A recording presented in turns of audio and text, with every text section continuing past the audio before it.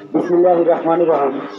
বাংলাদেশ জাতীয়তাবাদী যুবদল পলাশবাড়ী পৌর শাখার ৬ নং ওয়ার্ড যুবদল কর্তৃক আয়োজিত আজকের মতবিনিময় সভায় মঞ্চে উপস্থিত পৌর যুবদলের আহ্বায়ক, সদস্য সচিব, উপজেলা যুবদলের সদস্য সচিব ও আরো আগত অন্যান্য নেতৃবৃন্দ ও আমার সামনে পলাশবাড়ী পৌর যুবদল ৬ নং ওয়ার্ডের নেতৃবৃন্দকে জানাই পলাশবাড়ী উপজেলা যুবদলের পক্ষ থেকে সংগ্রামী অভিনন্দন ও শুভেচ্ছা।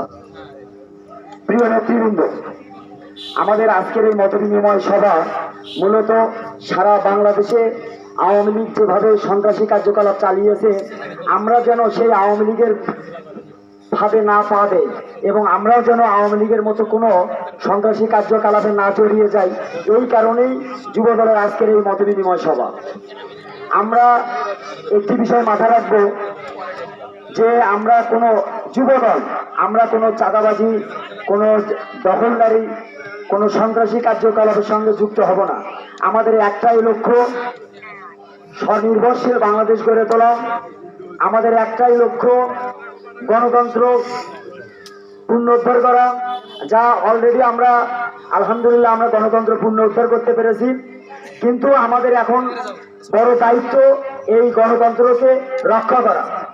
যা রক্ষা করার দায়িত্ব তারেক রহমান বাংলাদেশ জাতীয়তাবাদী যুবদলকে দিয়েছে।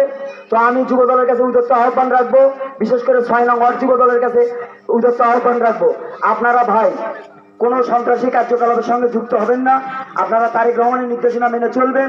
আপনারা শহীদ জিয়ার স্বনির্ভরশীল বাংলাদেশ গড়ে তোলার যে অঙ্গীকার, সেই অঙ্গীকারে বদ্ধপরিকর থাকবেন।